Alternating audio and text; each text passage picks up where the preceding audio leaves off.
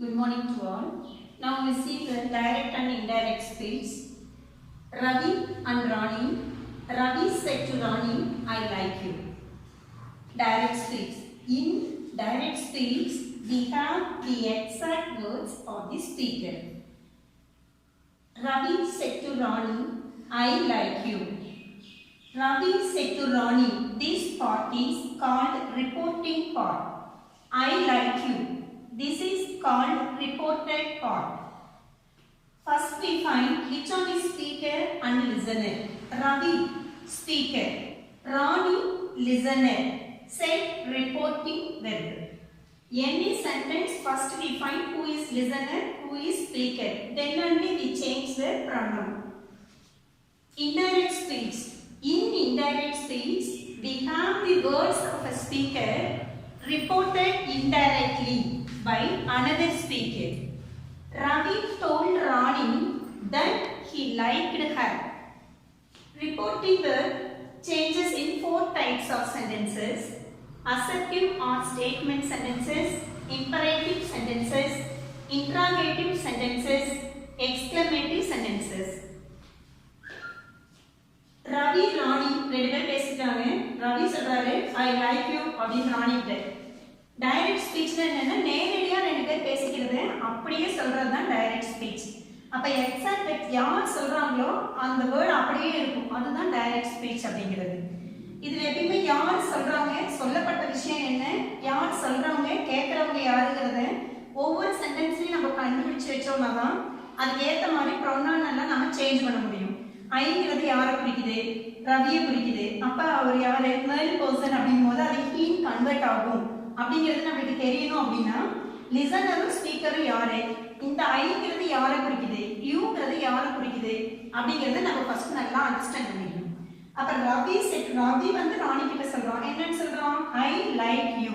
அப்ப ஐங்கிறது யாரை குறிக்குதுன்னு பாத்தீங்கன்னா இங்க ரவியை குறிக்குது. யூங்கிறது யாரை குறிக்குதுன்னு பாத்தீங்கன்னா ராணியை குறிக்குது. அப்ப இந்த டைரக்ட் ஸ்பீச்சை இன்டைரக்ட் ஸ்பீச்சா மாத்தணும் அப்படின்னா இந்த கமாஸ், இன்வெர்டட் கமாஸ் இதெல்லாம் ரிமூவ் பண்ணிட்டு கன்ஜெக்ஷன் இங்க ஆட் பண்ணணும். அப்ப என்ன பண்ணணும் அப்படின்னா இந்த செட் டு அப்படிங்கிறது எப்படி மாறும், இந்த ரிப்போர்ட்டிங் பார்க்க இருக்கக்கூடிய வெர்பல் பாத்தீங்கன்னா டோல்ட் அப்படின்னு மாறும் அசர்ட்டிவ் சென்டென்ஸ்ல. அப்ப ரவி டோல்டு ராணி, இங்க எழுதிக்க பாருங்க, ரவி டோல்டு ராணி. இந்த இன்வெர்டட் கமாஸ்லாம் ரிமூவ் பண்ணிட்டு தட்டுங்கிற கன்ஜெக்ஷன் நம்ம இங்க ஆட் பண்ணியிருக்கேன். ஐ அப்படிங்கிறது ரவியை குறிக்கிறதுனால ஹீன் அங்க சேஞ்ச் ஆயிருக்கு. லைக் அப்படிங்கிறது பிரசன்ட் டென்ஸ்ல இருக்கிறது பாஸ்ட் டென்ஸா இங்க மாறி இருக்கு. யூ அப்படிங்கிறது யாருன்னா ராணியை குறிக்குது. ஆப்ஜெக்டா வரும் பொழுது அந்த யூ ஹர்ன்னு மாறுது. ஸோ இந்த மாதிரி டைரக்ட் ஸ்பீச்சை இன்டைரக்ட் ஸ்பீச்சா நாம அப்படிதான் மாற்றணும். அப்போ டைரக்ட் ஸ்பீச்னா டைரக்டா ஒருத்தர் விஷயத்தை சொல்றதுங்கிறது நீங்க பார்த்தோம். இன்டைரக்ட் ஸ்பீச் அப்படின்னா அதாவது indirect speech we have the words of a speaker reported indirectly by another speaker. இப்ப ரவியும் ராணியும் நேரடியா பேசிட்ட விஷயத்தை இப்ப நாம வந்து சொல்லும்போது எப்படி சொல்லுவோம், அவ வந்து அவளை பிடிச்சிருக்குன்னு சொன்னான் அப்படின்னு நம்ம சொல்லுவோம் இல்லையா. அப்ப என்ன பண்றோம், தேர்ட் பர்சனா நாம வந்து அந்த விஷயத்தை எடுத்து சொல்றோம். அதுதான் இன்டைரக்ட் ஸ்பீச். அதுல பாத்தீங்கன்னா இன்டைரக்டா ரிப்போர்ட் பண்ணிருப்போம், அதுக்கு பேர் தான் இன்டைரக்ட் ஸ்பீச் அப்படின்னு. அப்ப இந்த ரிப்போர்ட்டிங் வெர்ப் எல்லாம் எப்படி சேஞ்ச் ஆகும், எந்த மாதிரி சேஞ்ச் ஆகும் அப்படிங்கறத நம்ம பார்க்க போறோம். 4 டைப்ஸ் ஆஃப் சென்டென்சஸ்ல இந்த ரிப்போர்ட்டிங் வெர்ப் எப்படி வந்தா எப்படி எல்லாம் நம்ம சேஞ்ச் பண்ணணும் அப்படிங்கறது ஸ்டெப் பை ஸ்டெப்பா பார்க்கலாம். இதுல ஃபர்ஸ்ட் 4 டைப்ஸ் ஆஃப் சென்டென்சஸ் என்னென்ன அப்படின்னு பாத்தீங்கன்னா அசர்ட்டிவ் அல்லது ஸ்டேட்மெண்ட் சென்டென்சஸ்னு சொல்லுவோம், அடுத்து இம்பரேட்டிவ் சென்டென்சஸ்னு சொல்லுவோம், நெக்ஸ்ட் இன்டராகேட்டிவ் சென்டென்சஸ், அடுத்து எக்ஸ்கிளமேட்டிவ் சென்டென்சஸ். இதுல ஒன்னொன்னையும் நம்ம பார்க்க போறோம். அசர்ட்டிவ் அண்ட் ஸ்டேட்மெண்ட் சென்டென்சஸ்னா நமக்கே தெரியும், சாதாரணமா நம்ம பேசிக்கக்கூடிய சென்டென்ஸ் தான், நார்மல் சென்டென்சஸ் தான் நம்ம அசர்ட்டிவ்னு சொல்லுவோம். அத நீ என்ன பண்ணிட்டு இருக்க, நல்லா இருக்கியா, அந்த மாதிரி நான் சாதாரணமா நம்ம கேட்கறது தான் அசர்ட்டிவ் சென்டென்சஸ். இம்பரேட்டிவ் சென்டென்ஸ்னா கவனிங்க, அங்க என்ன பண்ணிட்டு இருக்க, கதவை மூடு, இல்ல ஜன்னலை திறந்து வை, இந்த மாதிரி ஒரு ஆர்டர் போடுறதோ அல்லது ரெக்வெஸ்டா நம்ம கேட்கறதோ அதுதான் இம்பரேட்டிவ் சென்டென்சஸ். இன்டராகேட்டிவ் சென்டென்ஸ் நம்ம லைஃப்ல யூஸ் பண்ணாம நம்ம இருக்கிறதே இல்லை, ஏன் என்ன எதுக்கு அப்படின்னு क्वेश्चन கேட்கறோம் இல்லையா, அதுதான் இன்டராகேட்டிவ் சென்டென்சஸ். எக்ஸ்கிளமேட்டிவ் சென்டென்ஸ்னா ஒரு பூவை பார்த்து நம்ம அழகா இருக்குன்னு எப்படி சொல்றோம், வாவ் வெரி பியூட்டிஃபுல் இஸ் அப்படின்னு சொல்றோம்.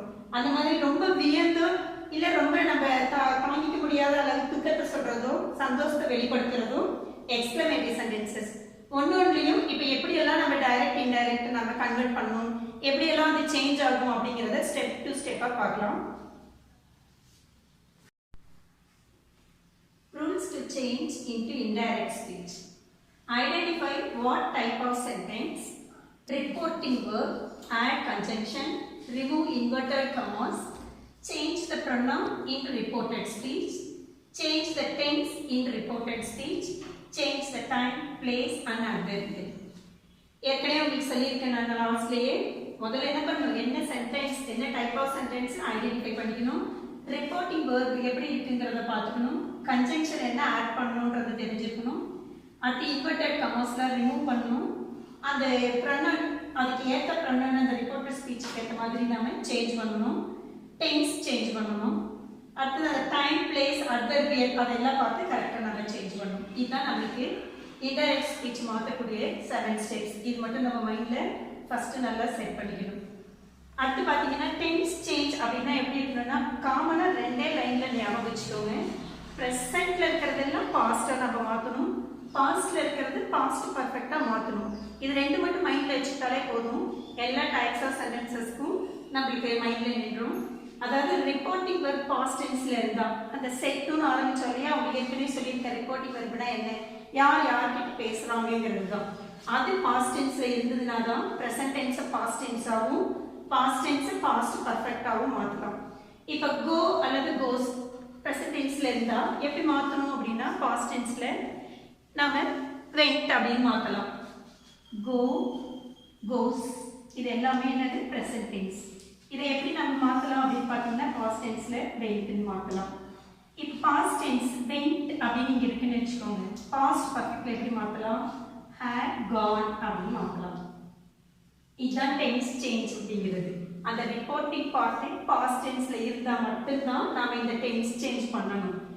எப்போ டென்ஸ் வந்து சேஞ்ச் பண்ண மாட்டோம், அந்த டென்ஸ் நோ சேஞ்ச் எப்போன்னு பார்த்தீங்கன்னா if the reporting verb is present tense or future tense, the tense of the report verb will not be changed. அந்த சொல்லக்கூடிய விஷயம் ப்ரெசென்ட் டென்ஸ்லையோ அல்லது ஃபியூச்சர் டென்ஸ்லையோ இருந்துச்சுன்னா நிச்சயமா நம்ம அந்தாண்ட சைடு அந்த கொட்டேஷன்ல இருக்கக்கூடிய அந்த ரிப்போர்ட்டட் பார்ட்டை சேஞ்ச் பண்ணவே கூடாது, அதை அப்படியே தான் நம்ம வச்சுக்கணும். அங்கே நம்ம டென்ஸை சேஞ்ச் பண்ணக்கூடாது.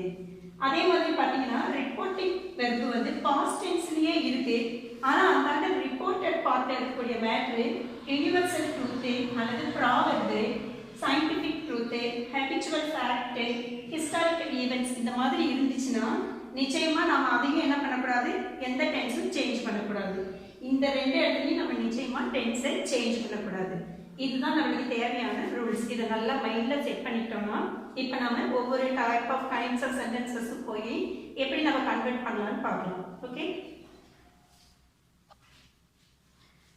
இது எவ்வளோ நேரம் சார் ஆகுது? ஃபர்ஸ்ட் கைண்ட் ஆஃப் சென்டென்சஸ்ல அசர்ட்டிவ் ஆர் ஸ்டேட்மெண்ட் சென்டென்சஸ் பார்க்கணும். டைரக்ட்ல இருந்து இன்டைரக்ட்க்கு எப்படி சேஞ்ச் ஆகும், அந்த ரிப்போர்ட்டிங் வெர்ப்ல சே அப்படிங்கிறது சேமா வச்சுக்கணும், சேஸ் இருந்தா சேஸ் அப்படின்னு வச்சுக்கணும், சேஸ் டு அப்படின்னு இருந்தா டெய்ல்ஸ் வச்சுக்கணும், சே டு அப்படின்னு இருந்தா டெய்ல். பாஸ்ட் டென்ஸ்ல செட் இருந்தா செட் அப்படியே வச்சுக்கணும், செட் டு இருந்தா டோல்டுன்னு வச்சுக்கணும். மைண்ட்ல எப்படி செட் பண்ணிக்கணும்னா டூ இல்லை அப்படின்னா அங்கே இருக்கக்கூடிய சேஸ் அப்படியே இருக்கும், செட் அப்படியே இருக்குன்னு வச்சுக்கணும். டூங்கிற வேர்டு வந்தால் தான் இங்கே டீல ஸ்டார்ட் பண்ணுற வேர்டு நம்ம வரணுங்கிறத நம்ம மைண்டில் செட் பண்ணிக்கலாம் ஈஸியாக. அப்போ சே டூ வந்தால் டெல், சேஸ் டூ வந்தால் டெல்ஸ் அப்படிங்கிறத வச்சுக்கிறோம். அதே மாதிரி செட் டூ வந்தால் தான் டோல்டு. இந்த டூங்கிறது வந்தால் மட்டும்தான் டெல்ஸ், டெல், டோல்டுங்கிறத வச்சுக்கிறோம்.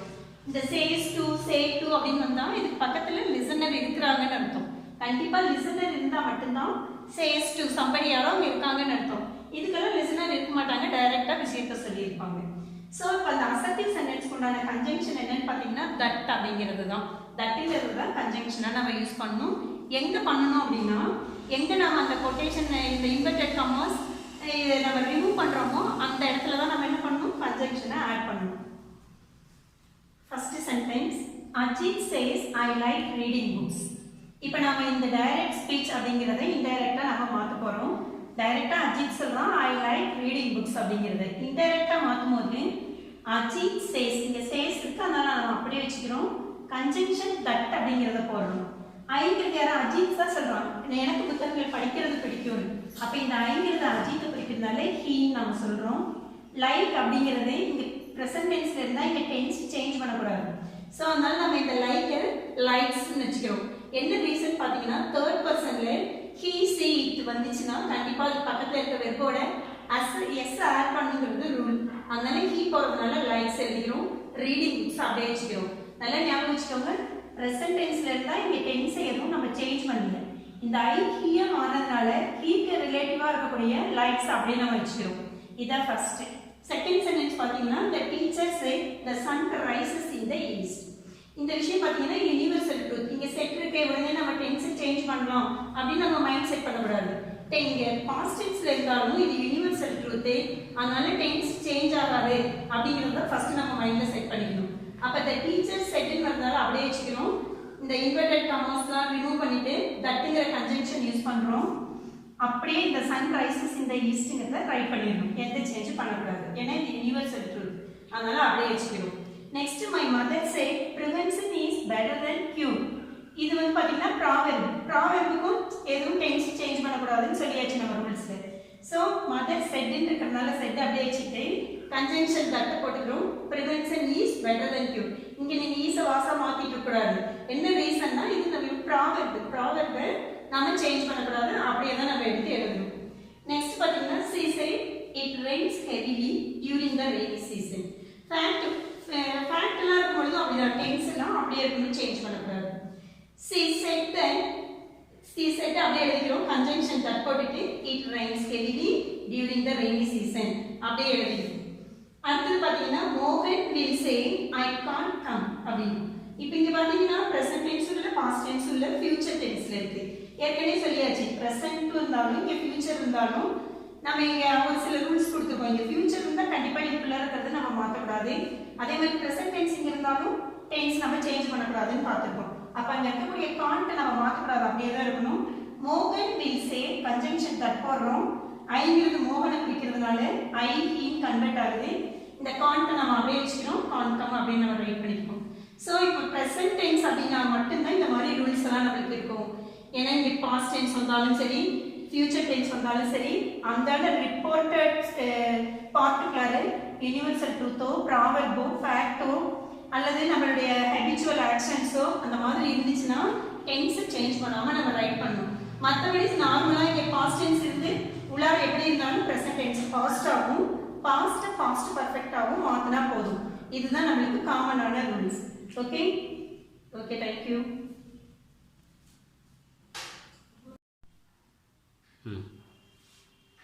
இப்போ இதுக்கு முன்னாடி எங்கெல்லாம் டென்ஸ் சேஞ்ச் ஆகாதுங்கிறத பார்த்தோம். இப்போ எங்க டென்ஸ் சேஞ்ச் எப்படி ஆகும் அப்படிங்கிறத பார்க்க போகிறோம்.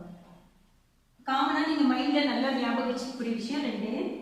அதாவது ப்ரெசன்ட் டென்ஸ் இருந்தால் பாஸ்ட் டென்ஸ் ஆகும், பாஸ்ட் டென்ஸ் இருந்தால் பாஸ்ட் பர்ஃபெக்டாகவும் மாற்றணும் அப்படிங்கிறத மட்டும் மைண்டில் ஞாபகம் வச்சுக்கோங்க. இதுதான் உங்களுக்கு வந்து தேவையான ரூல்ஸ். இது மைண்டில் இருந்தாலே போதும். நம்மளுக்கு டென்ஸ் சேஞ்சுக்கு வேறு எதுவுமே தேவையில்லை. He said to me I like you very much. said to அப்படின்னு தான் ஏற்கனவே சொல்லியிருக்கேன். he அப்படிங்கிறத நம்ம என்ன மாற்றணும், அப்படியே எடுத்து வச்சுக்கணும். said to அப்படிங்கிறது என்ன மாறுன்னு பார்த்தீங்கன்னா told. ஏற்கனவே சொல்லியிருக்கேன், to வந்ததுனாலே told போடணும். he told me கன்ஜங்ஷன் என்ன போடுவோம், தட்னு போடுவோம். I யாரை குறிக்குது, இந்த ஹீயை தான் குறிக்குது. அப்போ பார்த்தீங்க அப்படின்னாக்கா ஐ என்னன்னு மாறும். அவன் சொன்னா he said to me, அவன் என்கிட்ட சொன்னா I like you very much அப்படின்னு. அப்போ ஐ அப்படிங்கிறது யாரை குறிக்குதுன்னு பார்த்தீங்கன்னா ஹீயை குறிக்குது. லைக் அப்படிங்கிறது வெர்போட ப்ரெசன்ட் டென்ஸு. அப்போ பாஸ்ட் டென்ஸில் மாறும்போது லைக்டுன்னு மாறும். யூ யாரை குறிக்குது, நீ என்னை குறிக்கும். அப்போ இந்த யூங்கிறது என்ன பண்ணுறோம், நம்ம மீ தான் மாற்றிக்க முடியும். என்கிட்ட தான் நான் சொல்கிறேன். அப்போ he liked me very much. இதுதான் ப்ரொனவுன் சேஞ்சுங்கிறது. யாரை யார்கிட்ட சொல்கிறாங்கிறத கேட்டால் அதுக்கு ஏற்ற மாதிரி நம்ம மாற்றிக்கணும். அப்போ ஐங்கிறது ஹீயவும் அந்த யூங்கிறது மீயவும் குறிக்குது. அப்போ ஐங்கிறது ஹீயாவும் யூங்கிறது மீயும் நம்ம சேஞ்ச் பண்ணுறோம். லைக் அப்படிங்கிற ப்ரெசன்ட் டென்ஸ் லைக்னு பாஸ்ட் டென்ஸாக மாறுது. வெர்பொன்னு வெர்டுவாக மாறுது. இதுதான் டென்ஸ் சேஞ்சு. கன்ஜங்ஷன் தட்டுங்கிறத நம்ம யூஸ் பண்ணியிருக்கோம். he said to meங்கிறது he told me மாறுது. இந்த இன்வெர்டட் கமாஸ்லாம் ரிமூவ் பண்ணிடுறோம். பண்ணிட்டு கன்ஜங்ஷன் தட்டுங்கிறத போட்டுக்கிறோம். ஐங்கிறது ஹீன்னு மாறுது, லைக்டுன்னு மாத்திரம், யூங்கிறது மீ மாறுது. வெரி மச் அப்படியே எடுத்து எழுதிடணும். நெக்ஸ்ட் பாருங்க, Kannan said I wrote a letter to her yesterday. Kannan said, செட்ங்கிறதுக்கு செட் வந்தா செட் அப்படியே போட்டுக்கலாம். தட்டுங்கிற கன்ஜங்ஷன் போடணும். இன்வெர்டட் கமாஸ்ல ரிமூவ் பண்றோம். இங்க ரோட் அப்படிங்கிறது வெர்ப் 2. வெர்ப் 2 வந்துச்சுன்னா என்ன மாத்தணும்? had plus verb 3 நம்ம எழுதணும். அப்ப verb 3 ரைட்டுக்கு ரோட்டுக்கு என்னன்னு பாத்தீங்கன்னா written. அதாவது ரைட், ரோட், ரிட்டன், ரைட்டிங் அப்படிங்கிற ஃபார்மேட் இருக்கும். அப்ப இந்த ரோட் பாஸ்ட் டென்ஸ் அப்படின்னு நமக்கு தெரியுது. had written நம்ம சேஞ்ச் பண்ணணும். கவனிங்க, கண்ணன் செட் கன்ஜங்ஷன் என்ன போடுவோம்?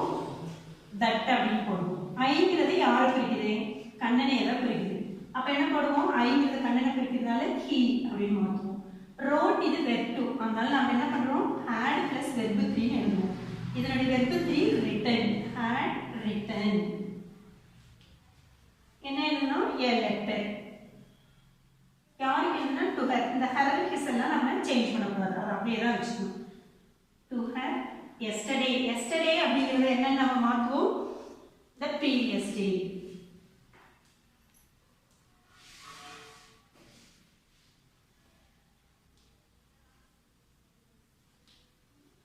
எஸ்டர்டேங்கிறது ப்ரீவியஸ் டே மாறும். இங்கே ரோட்டுங்கிற டென்ஸு had written மாறும். இது ரெண்டும் நம்ம மாற்ற வேண்டியது. செட்டுங்கிறது செட்டாகவே வச்சுக்கணும். தட்டுங்கிற கன்ஜங்ஷனை யூஸ் பண்ணிக்கணும். Next, Raju said I am going to Ooty for the holiday. இப்போ ராஜு said அப்படியே செட்டு நாமளும் செட்னே வச்சுக்க வேண்டியதான். கன்ஜங்ஷன் பார்த்தீங்கன்னா தட்டு. ஐங்கிறது யார் குறிக்குது? ராஜு குறிக்குது. அப்போ ஹீன்னு மாட்டிடுவோம். இங்க ஐஎன் இருக்கு. இப்ப ஆம் அதனுடைய பாஸ்ட் டென்ஸ் பாத்தீங்கன்னா இந்த இடத்துல இப்ப ஹீ இருக்கிறதுனால இதுக்கு மேட்சா வாஸ். அப்ப ஹீ வாஸ், ஐஎம்ங்கிறது தான் இங்க ஹீ வாஸ் மாறிடும். Going to Ooty for the holiday.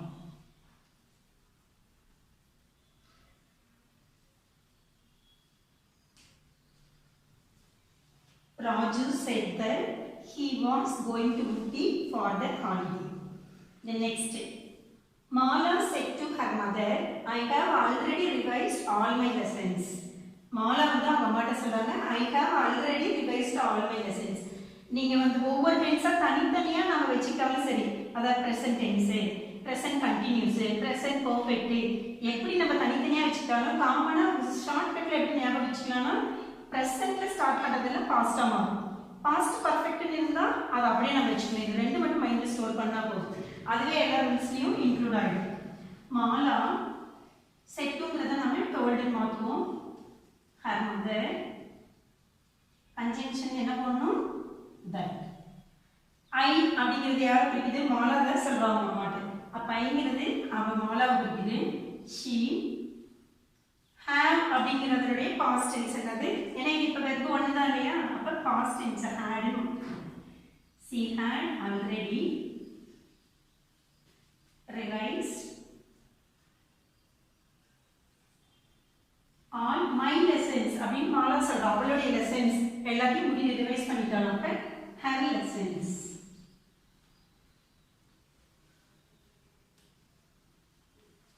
Mala said to her mother, I have already revised all my lessons. Said to told மாறுது. கன்ஜங்ஷன் தட்டு வச்சிருக்கோம். ஐங்கிறது மாலாவை குறிக்கிறதுனால சீன் போட்டிருக்கோம். have verb 1 இருக்கிறதுனால அதனுடைய verb 2 had போட்டிருக்கோம்.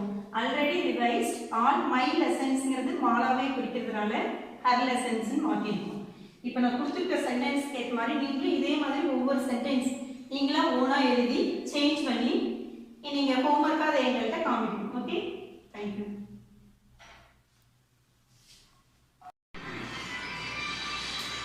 நம்ம அசர்ட்டிவ் சென்டென்ஸ் பார்த்தோம்ல, அதுக்கு அசைன்மெண்ட் கொடுத்துருக்கேன். 8 சென்டென்சஸ் கரெக்டாக பார்த்துட்டு அந்த 8 சென்டென்சஸும் ப்ராப்பராக நீங்கள் ஆன்சர் பண்ணி அனுப்புங்க. கரெக்ஷன் நீங்கள் ஏதாவது